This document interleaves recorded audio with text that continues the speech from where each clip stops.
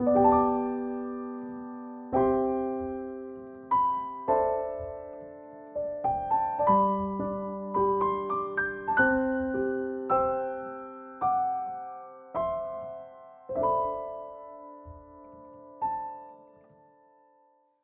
함께 나눌 말씀은 사도행전 1장 4절에서 5절의 말씀입니다. 보여주시면 좋겠고요. 제가 읽어드리겠습니다. 여러분들 자막을 보시면서 어떤 글들이 있는지 한번 잘 생각하시면서 들어보시면 좋겠습니다. 사도와 함께 모이사 그들에게 분부하여 이르시되 예루살렘을 떠나지 말고 내게서 들은 바 아버지께서 약속하신 것을 기다리라. 요한은 물로 세례를 베풀었으나 너희는 몇 날이 못되어 성령으로 세례를 받으리라 하셨느니라. 아멘. 여러분, 지난주에 우리는 새로운 시작이라는 제목으로 부활하신 예수님이 제자들에게 친히 살아계심을 나타내신 이유에 대해서 함께 말씀을 나누었습니다. 예수님이 부활하셔서 여러 가지 능력과 은사와 기적으로 자기 자신이 부활하신 예수님임을 직접 제자들에게 보여주신 이유가 무엇이었습니까? 크게 두 가지였는데, 첫 번째는 앞으로 사도행전에서 말하고자 하는 이 성령의 역사는 예수님이 누구인가를 분명히 아는, 제대로 아는 지식과 또 온전히 믿는 믿음을 가진 사람들을 통해서만 나타나기 때문이었습니다.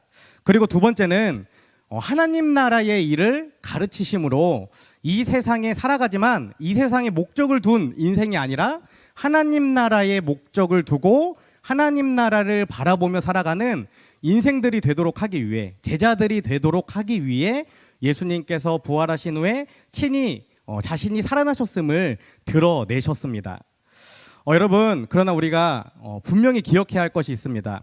그것은 무엇이냐면 예수님의 부활 사건은 성경이 기록될 당시에 이 제자들만을 향한 것이 아니라 현재를 살아가고 있는 저와 여러분, 성경을 통해 예수님에 대해 알고 있고 예수님의 부활을 분명히 우린 보고 있잖아요. 그것을 보고 있는 우리들 또한 이런 예수님의 제자로 견고한 그리스도인으로 세우기 위해 동일한 마음을 가지고 오늘도 예수님이 우리와 함께 하신다라는 사실입니다. 여러분, 우리도 분명히 말씀을 통해 예수님이 태어나신 것, 예수님이 살아오신 것, 그리고 예수님이 죽으시고 부활하신 것에 대해 분명히 들었고 알고 있습니다. 간절히 소망하기는 이 시간 예배하는 저와 여러분이 정말 부활의 예수님을 믿고 그 예수님과 동행하는 귀한 인생이 되시기를 간절히 소망합니다. 오늘은 죽음의 자리에서라는 제목으로 사도행전 1장 4절과 5절의 말씀을 여러분들과 함께 나누고자 합니다. 본문을 나누기 전에 지난주에 우리가 함께 나누었던 1장 3절의 말씀을 제가 다시 한번 읽어드리겠습니다. 어떤 말씀이었는지 여러분들 한번 잘 보시면 좋겠습니다. 그가 고난받으신 후에 또한 그들에게 확실한 많은 증거로 친히 살아계심을 나타내사 40일 동안 그들에게 보이시며 하나님 나라의 일을 말씀하시니라. 아멘. 우리는 이 3절 말씀을 통해 부활하신 예수님이 40일 동안 제자들과 함께 머무셨다는 것을 분명히 알 수 있습니다. 그러나 이 40일이라는 시간은 예수님에게 필요한 시간이 아니라 제자들에게 필요한 시간이었습니다. 이 시간은 오로지 제자들을 부활의 증인으로 견고히 세우고 또 제자들을 말씀으로 온전히 무장시키기 위한 시간이었다라는 것입니다. 그런데 이 40일 동안 제자들을 부활의 증인으로 견고히 세우고 또 말씀으로 무장하기 위해 예수님이 제자들에게 가르치셨던 것은 무엇이었죠? 크게 두 가지로 우리가 볼 수 있습니다. 하나는 방금 우리가 함께 보았던 3절, 지난 말씀에 기록된 3절에 기록된 것처럼 하나님 나라의 일에 대해 말씀을 하셨고, 다른 하나는 오늘 본문에 기록되어 있는 것처럼 성령으로 세례 받을 것에 대해 기록하고 있습니다. 다시 말해 예수님은 부활하신 후에 40일 동안 제자들과 함께 지내시면서 그들에게 하나님 나라의 일과 성령으로 세례 받을 것에 대해 계속해서 말씀하시고 가르치셨다라는 것입니다. 이제 오늘 본문 말씀을 함께 보겠습니다. 본문 4절 말씀 제가 다시 한번 읽겠습니다. 사도와 함께 모이사 그들에게 분부하여 이르시되 예루살렘을 떠나지 말고 내게서 들은 바 아버지께서 약속하신 것을 기다리라. 아멘. 먼저 뭐라고 기록하고 있죠? 사도와 함께 모이사라고 기록하고 있습니다. 누가 사도와 함께 모여 있다는 것입니까? 부활하신 예수님이 사도들과 함께 모여 있다라고 기록하고 있는 것입니다. 그런데 이 부분을 헬라어 원문으로 찾아보면 식사 자리에 함께 앉으셨다라고 기록된 것을 발견할 수 있습니다. 다시 말해서 예수님은 식사 자리에서 제자들에게 말씀을 가르치셨다라고 우리가 이해할 수 있습니다. 그런데 사실 사도행전뿐만 아니라 예수님의 이야기가 기록된 복음서와 모든 말씀에서 예수님은 주로 제자들과 또 사람들을 가르치실 때 함께 먹고 마시는 자리에서 그들과 교제하며 그들을 가르치셨다라는 사실을 쉽게 발견할 수 있습니다. 요즘은 코로나 때문에 사실 우리가 모일 때 굉장히 어렵죠. 예배 드리는 것도 정말 귀한 시간이고 예배 후에 사적으로 모이는 것들이 전부 다 금지가 되어버렸습니다. 그런데 생각해보면 코로나 이전에 우리는 어땠죠? 매일 예배 마치면 소그룹별로 함께 나가서 식사하고 차를 마시며 교제하는 것이 우리의 주일 일상생활이었습니다. 우리는 그 시간을 통해 함께 교제하고 함께 서로를 알아가고 또 말씀을 나누며 성장했었죠. 근데 우리가 이 모임을 생각할 때 분명히 좀 점검해 봐야 하는 것이 있습니다. 물론 우리가 지금도 소그룹별로 모이지 못하지만 때로는 2명이서 때로는 3명이서 때로는 4명이서 따로따로 만나기도 하죠. 그럴 때 우리가 점검해 봐야 하는 것이 무엇이냐면 우리의 식사 교제의 문화 속에 진리의 말씀을 나누는 이 진정한 교제가 사라지고 세상의 이야기들로 가득 채워지지는 않았는가 점검해 봐야 한다는 것입니다. 오늘 본문 시작하는 4절 말씀 처음 부분에 부활하신 예수님은 제자들과 함께 먹고 마시며 하나님 나라의 일을 이야기하시고 함께 하나님 나라를 꿈꾸며 그들에게 말씀을 가르치셨다라고 기록되어 있습니다. 우리가 정말 하나님을 믿고 예수님의 말씀에 순종하는 복음의 사람으로 예수님의 사람으로 살아간다면 가장 먼저 우리가 점검해 봐야 하는 것은 무엇입니까? 이 말씀을 빗대어 보면 우리가 함께 먹고 마시는 우리의 가정 가운데에 우리가 하나님의 이야기를 하는가, 하나님 나라에 대한 이야기들을 하는가 점검해 봐야 한다는 것입니다.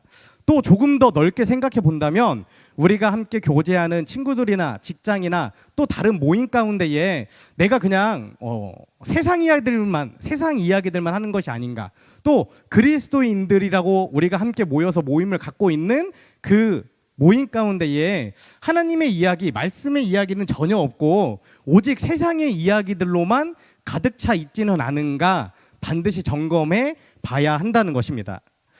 여러분, 예수님은 모임 가운데에 하나님의 나라를 말씀하셨고 보여주셨고 함께 꿈꾸셨습니다. 여러분도 여러분들의 모임의 이야기들을 잘 점검해 보시고 그 가운데에 하나님의 나라를 선포하시고 그 사람들과 함께 하나님의 나라를 꿈꿔 나아가는 우리 귀한 청년들이 되시기를 간절히 소망합니다. 예수님은 계속해서 제자들에게 이렇게 말씀하셨습니다. 예루살렘을 떠나지 말고 내게서 들은 바 아버지께서 약속하신 것을 기다리라. 아멘. 여기에는 2가지의 명령이 기록되어 있습니다. 첫째는 떠나지 말고, 둘째는 기다리라 라는 것입니다. 첫째는 예루살렘을 떠나서는 안 된다는 것이고, 둘째는 아버지께서 약속하신 것을 기다리라 라는 것이죠.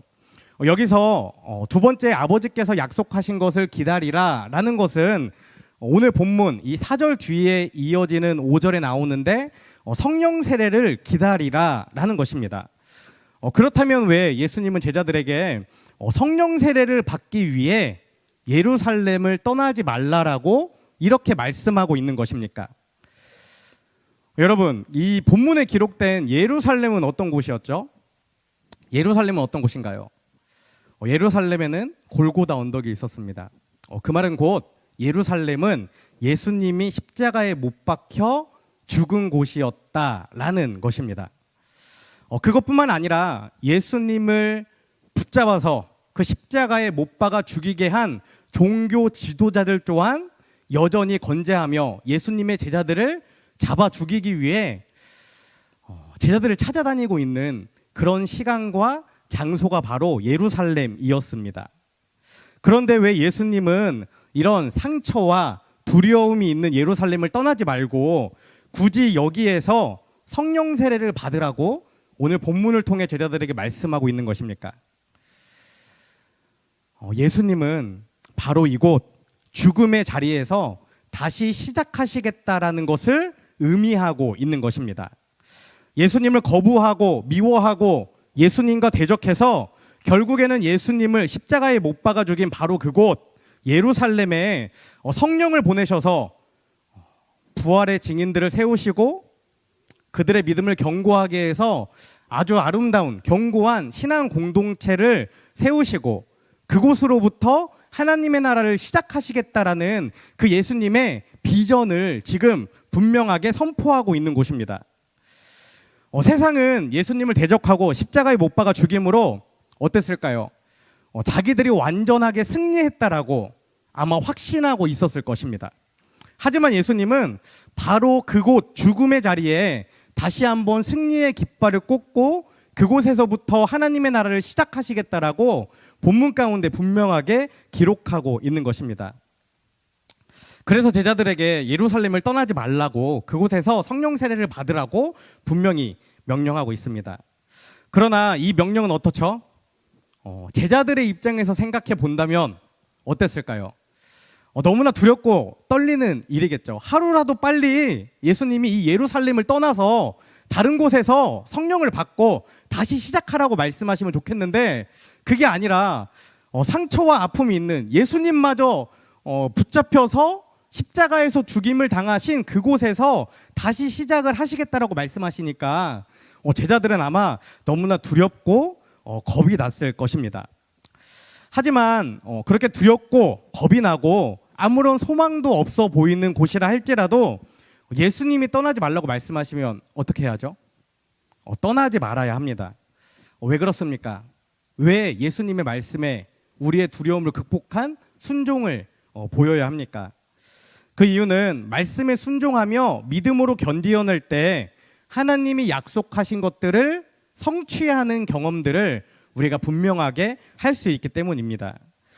예수님은 예수님을 못 박았던 바로 그 자리에 성령으로 충만한 사람들을 세우시고 부활의 증인으로 성장시켜서 그 땅을 아름다운 하나님의 나라로 변화시키겠다라는 분명한 꿈이 있었습니다. 그것이 예수님의 목적이었습니다.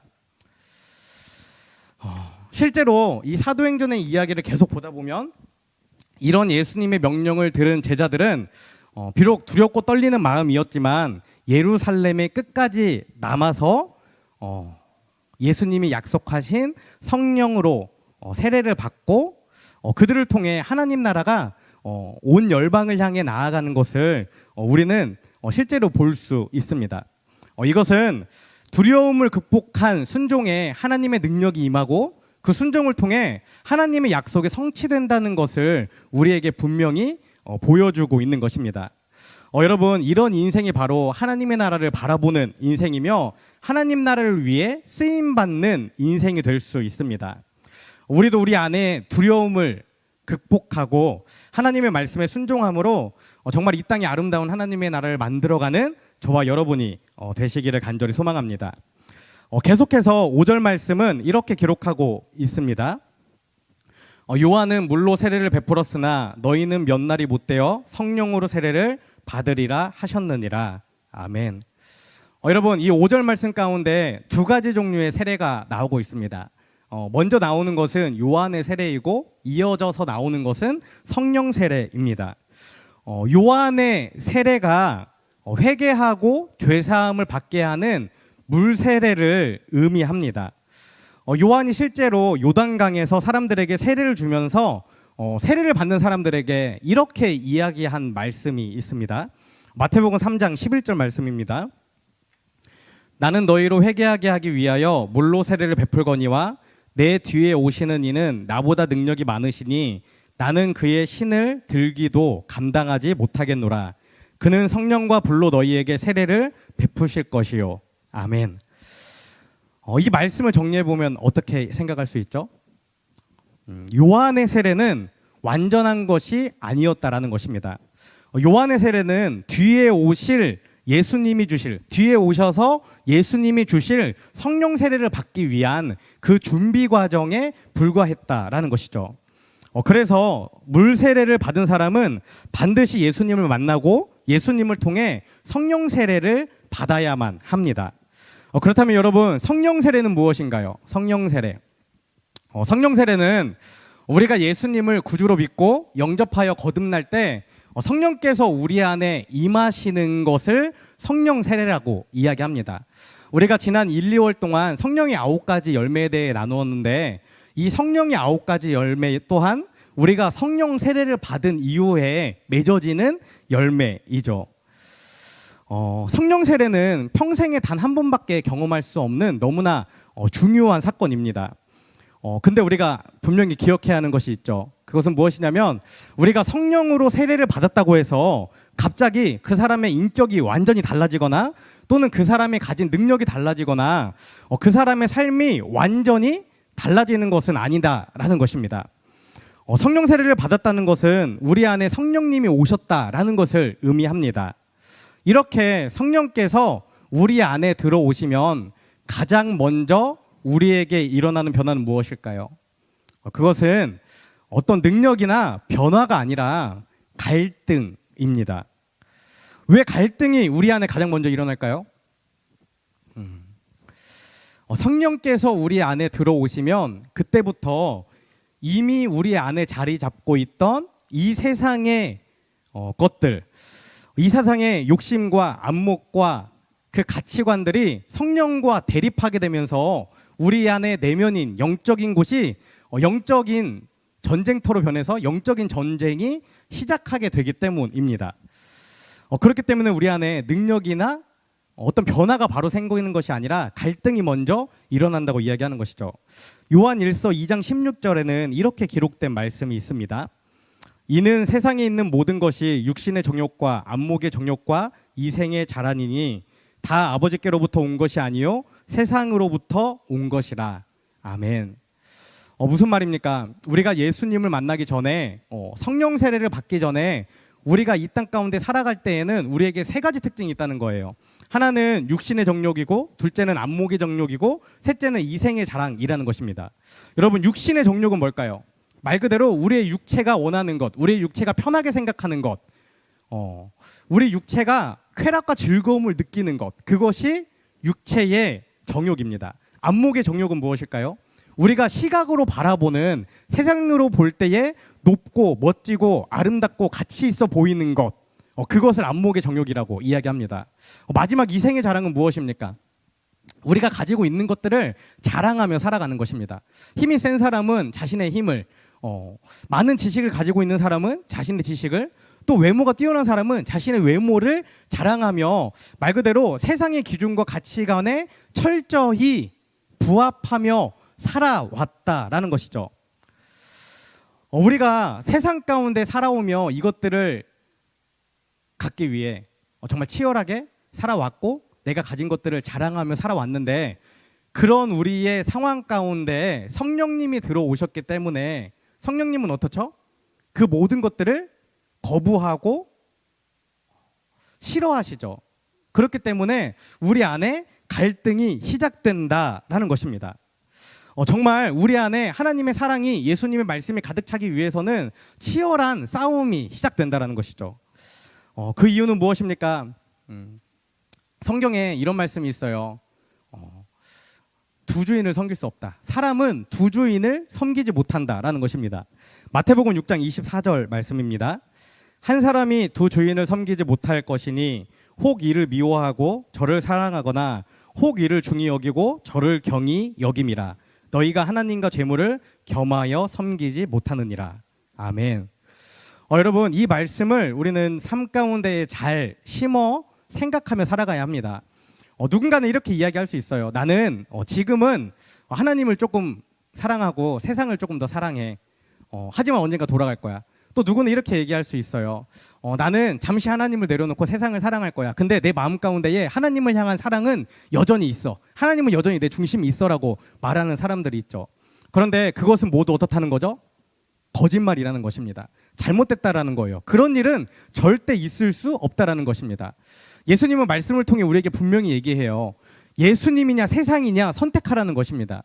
세상 가운데 살아가지만 예수님을 선택한 사람만이 예수님의 사람으로 살아갈 수 있다는 거예요. 교모하게 세상과 예수님 사이에서 양다리를 걸치며 살아가는 사람은 결코 어떻다는 거죠? 복음의 사람으로 변화될 수 없다라고 우리에게 분명하게 이야기하고 있는 것입니다. 여러분, 하나님을 사랑하기로 복음의 사람으로 살아가기로 결단했다면 우리는 하나님만을 사랑해야 합니다. 다른 걸 조금 사랑하고 하나님을 더 사랑하겠다는 게 아니라 오직 하나님만을 사랑하겠다라는 결단이 있을 때 우리가 그리스도인으로 살아갈 수 있다는 것입니다. 그런데 우리가 이처럼 치열한 영적 전쟁 가운데 이 세상으로부터 온 것들을 이기고 성령의 인도하심, 성령의 생각, 성령의 마음으로 가득 차게 되면 우리는 이것을 성령 충만이라고 이야기합니다. 성령 충만. 그리고 우리는 성령 충만할 때 비로소 이 세상의 것들을 우리 안에서 몰아내고 하나님의 뜻을 온전히 따르는 거룩한 삶을 살아가는 인생으로 변화될 수 있는 것이죠. 또한 우리가 그렇게 살아갈 때에 우리의 삶에도 경건의 능력이 나타나기 시작합니다. 디모데후서 3장 5절 말씀은 이렇게 기록하고 있습니다. 경건의 모양은 있으나 경건의 능력은 부인하니 이 같은 자들에게서 내가 돌아서라. 아멘. 뭐라고 이야기하는 것입니까? 경건의 모양은 있지만 경건의 능력을 부인한다라는 거예요. 경건의 모양은 무엇이죠? 주일날 와서 우리가 함께 예배하는 것. 또 다른 사람이 볼 때에 그리스도인, 신앙인인 척 말씀을 보고 기도하고 그런 모습을 보이는 것들을 경건의 모양이라고 이야기하지만 합니다. 그런데 경건의 모양은 있지만 경건의 능력을 부인하는 사람들이 있다는 거예요. 그건 어떤 사람들이죠? 다른 사람들의 시선을 의식하지만 하나님의 시선을 의식하지 않는 사람들입니다.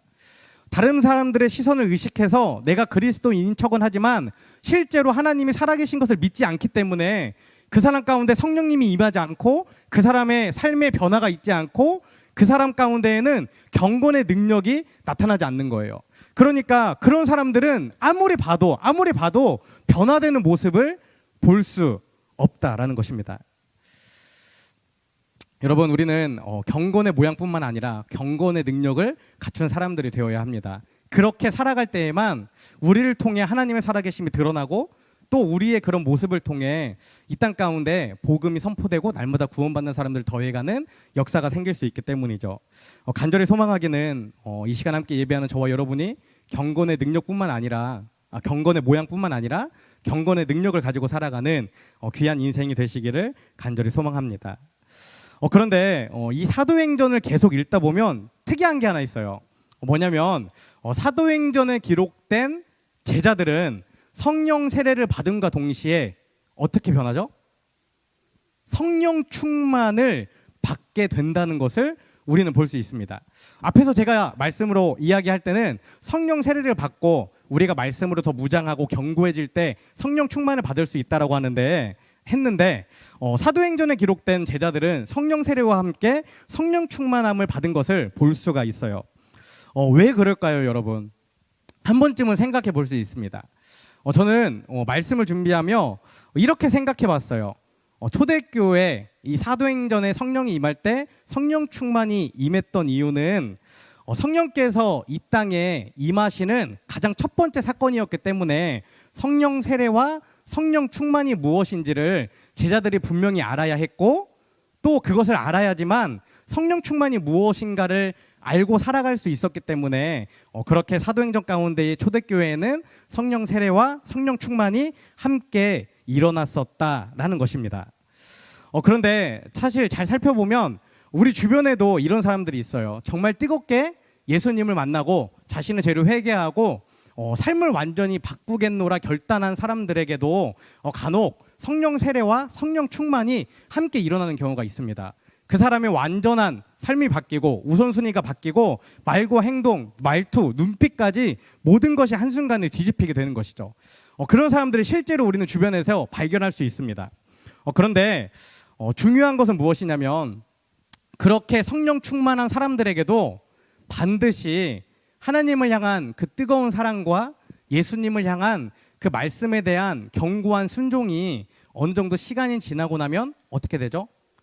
작아지고 약해지고 줄어들게 된다라는 것입니다. 그렇기 때문에 우리는 매일의 삶 가운데에 성령 충만을 받기 위해 기도하고 또 말씀을 읽고 그 가운데 나아가는 것이 너무나 중요합니다. 성령 충만은 매일의 삶 가운데에 예수님을 만나고 예수님과 동행하며 예수님의 제자로 살아가는 그 삶을 통해 우리에게 주어지는 것이기 때문이죠. 이 사실을 잘 기억하는 저와 여러분이 되었으면 좋겠습니다. 디모데후서 3장 13절 말씀은 이렇게 기록하고 있어요. 악한 사람들과 속이는 자들은 더욱 악해져서 속이기도 하고 속기도 하나니 라고 기록하고 있습니다. 이것은 지금 우리가 살아가는 이 시대를 너무나 잘 드러내고 있는 말씀입니다. 속이는 자들과 악한 사람들은 날로 날로 더 악해지고 더 영악해지고 있다는 것이죠. 지금도 그렇지만 앞으로 더 악해질 것입니다. 그러나 우리가 이 악한 세상을 이기며 하나님의 뜻을 온전히 이루고 이 땅에 아름다운 하나님의 나라를 세우기 위해서는 반드시 오늘 말씀에 기록된 것처럼 하나님의 나라를 바라보며 성령 세례를 받고 성령 충만한 인생이 되어야 합니다. 성령으로 충만한 그리스도인만이 세상을 이기고 또 성령 충만한 신앙 공동체만이 세상을 복음으로 변화시킬 수 있기 때문이죠. 이 시간 함께 예배하는 저와 여러분이 정말 죽음의 자리에서 떠나지 않고 성령으로 세례를 받음으로 이 땅에 아름다운 하나님의 나라를 세워가는 귀한 인생이 되시기를 간절히 소망합니다. 워십팀 올라와 주시면 좋을 것 같아요. 이 시간 우리 함께 찬양하기 원하는데요. 찬양하기 전에 제가 한 가지 이야기 드리려고 해요. 제가 지난주에 이제 설교 준비하고 책을 한 권 봤어요. 종교개혁자들의 이야기가 쓰여져 있는 책이었습니다. 종교개혁자들의 삶에 대한 이야기였는데 제가 그 책을 보는데 물론 신학대학원 때도 배웠지만 정말 많은 종교개혁자들이 있더라고요. 우리가 너무나 잘 알고 있는 칼빈이 있고 또 루터가 있고 쯔빙글리가 있고 너무나 많은 종교개혁자들이 있는 거예요. 근데 제가 책을 읽으면 읽을수록 이 종교개혁자들의 삶 가운데에 동일한 특징이 한 가지 있다는 것을 발견하게 되었습니다. 동일한 특징.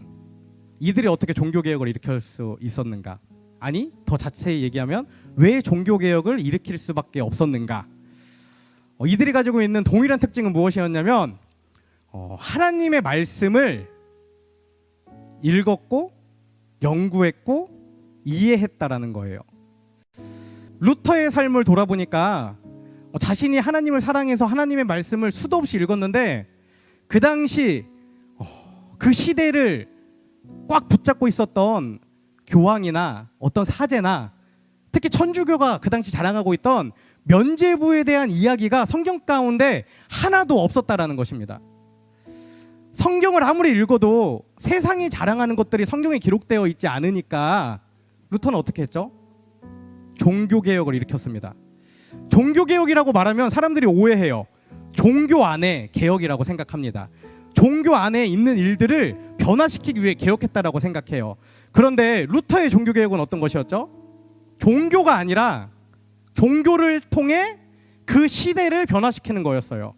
그 시대를 주름잡고 있었던 천주교의 잘못된 문화와 교황의 잘못된 권위를 세상을 향해 외쳤다라는 것입니다. 칼빈 역시, 쯔빙글리 역시, 우리가 잘 알고 있는 감리교회 창시자 웨슬리 역시 성경을 잘 알았기 때문에 그들의 삶이 변화되는 것을 저는 분명히 보았고 또 여러분에게 분명히 말씀드립니다. 여러분, 시편 119편 9절에 이런 말씀이 기록되어 있습니다. 제가 읽어드릴게요. 잘 들어보세요. 청년이 무엇으로 그의 행실을 깨끗하게 하리이까? 청년이 무엇으로 그의 행실을 깨끗하게 하리이까? 주의 말씀만 지킬 따름이니이다. 청년이 무엇으로 그의 행실을 깨끗하게 하리이까? 오직 주의 말씀만 지킬 따름이니이다. 여러분, 우리는 청년의 때를 살아가고 있습니다. 이 청년의 때 우리 삶의 표대가 되는 것, 우리 삶의 힘이 되는 것, 에너지가 되는 것, 우리 삶의 원동력이 되는 것, 다른 그 어떤 자랑할 것이 아니라, 내가 가지고 있는 어떤 특정한 것이 아니라 바로 이 성경입니다. 하나님의 말씀입니다. 하나님의 말씀만 붙잡고 하나님의 말씀을 사랑하는 인생이 지금 나의 삶을 개혁할 수 있고, 우리가 살아가는 이 시대를, 우리 3부 예배의 주제가 미래 세대를 세우는 예배죠. 미래 세대를 변화시키고 세우는 인생으로 변화될 수 있습니다.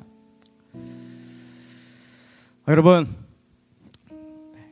하나님의 말씀을 붙잡고 매일매일 우리가 깨달은 것들을 삶 가운데 살아가는 귀한 인생이 되기 원합니다. 우리가 그렇게 살아갈 때에 정말 예수님께서 우리 안에 성령으로 임하셔서 우리에게 성령으로 세례를 주시고 그것으로 끝나는 것이 아니라 매일매일 치열하게 살아가는 우리의 삶 가운데에 성령 충만함을 주셔서 우리가 이 악한 세상 가운데 함몰되는 것이 아니라 정말 이 악한 세상 가운데 복음을 선포하고 아름다운 하나님의 나라를 꿈꾸며 바라보며 건설하는 그 귀한 일에 저와 여러분이 쓰임 받으실 줄 믿습니다.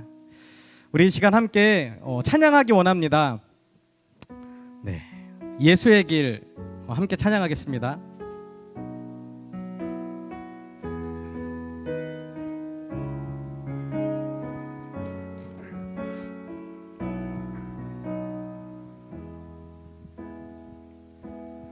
안개 속에서 주님을 보내 아무도 없을 것 같던 그곳에서 손 내미셔서 나를 붙드네 길 잃고 쓰러져 가던 그곳에서 주 말씀하시네 내 손 잡으라고 내가 곧 길이요 진리 생명이니 나 그 길을 보내 주 예비하신 곳 다른 길로 돌아서지 않으리 예수의 길 그 좁은 길 나는 건네 주 손 잡고 그 무엇도 두렵지 않네 주님 주신 약속 내게 있으니 세상의 길 그 험한 길 승리하네 성령으로 그 무엇도 바라지 않네 저 하늘에 내 소망 우리 한 번 더 찬양합시다. 안개 속에서 안개 속에서 주님을 보내 아무도 없을 것 같던 그곳에서 손 내미셔서 나를 붙드네 길 잃고 쓰러져 가던 그곳에서 주 말씀하시네 내 손 잡으라고 내가 곧 길이요 진리 생명이니 나 그 길을 보내 주 예비하신 곳 다른 길로 돌아서지 않으리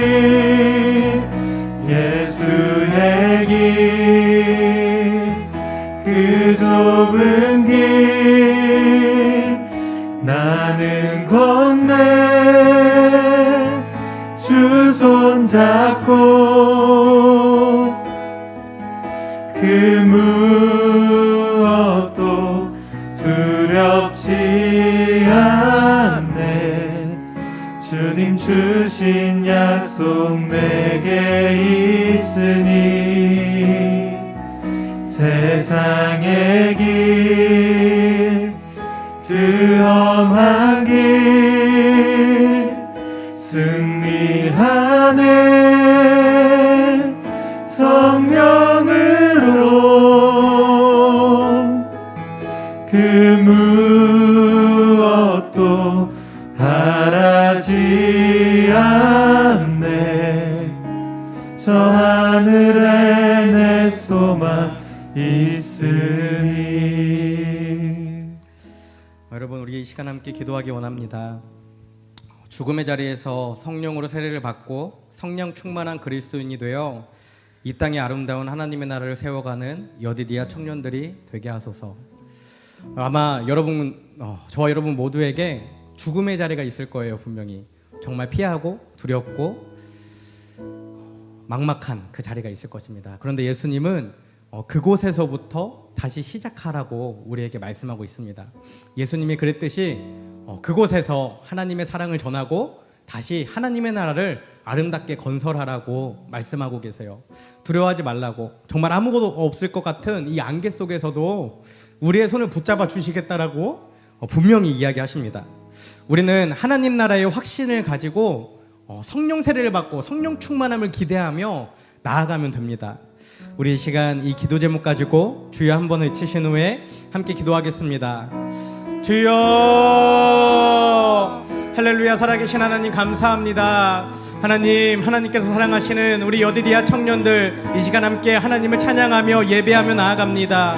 하나님, 오늘은 죽음의 자리에 대해 우리가 함께 나누었습니다. 예수님께서 죽으셨던 그 두렵고 떨림이 있는 자리에서 제자들에게 다시 새로운 시작을 하라고 말씀하셨듯이 저희들 또한 저희들에게 주어진 죽음의 자리 가운데에 하나님의 말씀을 붙잡고 하나님의 그 사랑을 전하며 새롭게 시작하는 인생들이 될 수 있도록 아버지 함께하여 주시옵소서. 하나님, 그런 인생이 되기 위해 하나님의 나라를 반드시 바라보는 저희들 되기 원합니다. 하나님의 나라를 바라보며 꿈꾸며 기대하며 살아가기 원하오니 아버지 함께하시고 주여 역사하여 주시옵소서. 또한 우리가 예수의 이름으로 모인 우리의 자리 가운데에, 우리의 모임 가운데에 어떤 이야기들이 선포되어지고 있는지 우리의 모임을 점검하기 원합니다. 세상의 이야기들만 가득 채워진 우리의 모임이 아니라 정말 하나님 나라의 이야기들로 가득 채워진 우리의 모임들이 되기 원하오니 하나님, 우리의 생각과 입술을 주장하여 주시고 우리의 모임 가운데에 하나님의 나라가 그려지고 꿈꿔지고 실제가 되는 그런 역사가 우리를 통해 나타날 수 있도록 아버지 함께하여 주시옵소서.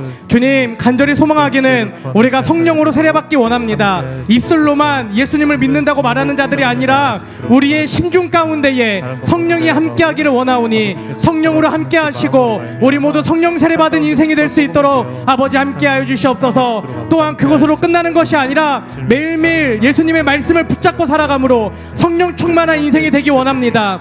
우리의 삶 가운데에, 우리의 마음과 심령 가운데에 성령으로 가득 찬 인생 되기 원하오니 성령 충만한 인생으로 살아가기 원하오니 주님 역사하시고 성령 충만함으로 변화되어서 정말 이 땅 가운데에 아름다운 하나님의 나라를 세워가는 우리 여디디아 청년들이 될 수 있도록 아버지 함께하여 주시옵소서. 아무것도 없을 것 같은 안개 가운데 살아가는 인생이지만 그 가운데에 우리의 손을 붙잡아 주시는 그 예수님을 믿음의 눈으로 바라보기 원합니다. 안개 가운데에 예수님을 붙잡고 나아가는 우리 여디디아 청년들 될 수 있도록 하나님 함께하시고 삶 가운데에 늘 승리하는 인생들 될 수 있도록 아버지 역사하여 주시옵소서. 사랑하는 하나님 감사합니다. 오늘도 저희들 사도행전의 말씀을 통해 우리가 어떤 인생이 되어야 하는지 함께 깨닫고 결단하였습니다. 예수님은 죽음의 자리에서 다시 시작하시겠노라 분명하게 말씀하셨습니다. 주님, 우리도 우리 삶 가운데 있는 그 죽음의 자리를 잘 점검해 보기 원합니다. 피하고 싶고 떠나고 싶고 외면하고 싶고 너무나 두렵고 겁이 나는 곳이지만 그 가운데에 예수님의 말씀을 심고 하나님의 사랑을 심음으로 그곳에서부터 우리의 삶이 완전히 변화되는 역사가 나타나기 원하오니 주님, 우리 안에 담대함을, 평안함을, 그리고 믿음을 더해 주셔서 정말 죽음의 자리 가운데 새롭게 시작하는 귀한 인생들이 될 수 있도록 아버지 함께하여 주시옵소서. 또한 우리가 만나는 그 모임의 자리를 늘 점검하기 원합니다. 우리가 만나는 사람들과 함께하는 그 이야기 속에 세상의 이야기들만 가득한 것이 아니라 정말 그 모임 가운데에 하나님의 나라가 선포되어지게 하시고 함께 모임하는 그 교제를 통해 함께하는 사람들이 하나님의 나라를 바라보고 꿈꾸고 이 땅 가운데 어떻게 아름답게 만들어 나가야 되는지를 함께 결단하는 귀한 모임들로 변화될 수 있도록, 그 모임을 통해 정말 이 땅에 아름다운 하나님의 나라가 건설되어질 수 있도록 아버지 함께하여 주시옵소서. 또한 주님, 저희는 너무나 부족하고 연약한 존재들입니다. 이 세상의 정욕과 이생의 자랑과 이 세상의 가치관들에 함몰되어 정말 세상적인 사람들로 하루하루를 살아갑니다.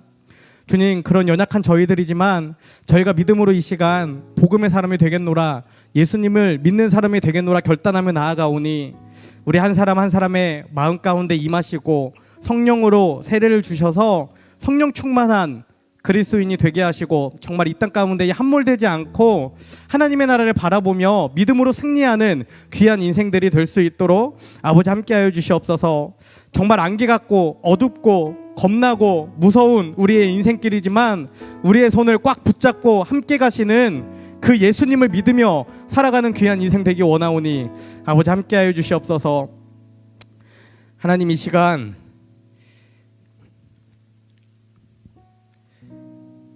너무나 갑작스럽게 어머니를 잃은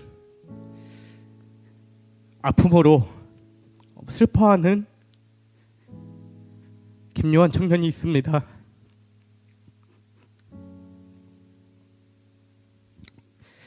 김요한 청년의 마음 가운데에, 그들의 가족 가운데에 하나님 하늘의 위로를 더하여 주시고 하나님의 나라를 더욱 기대하며 살아가는 귀한 시간이 될 수 있도록 아버지 함께하여 주시옵소서. 주님, 이 시간 하나님의 살아계심을 믿음으로 고백하며 정성껏 드려진 예물이 있습니다.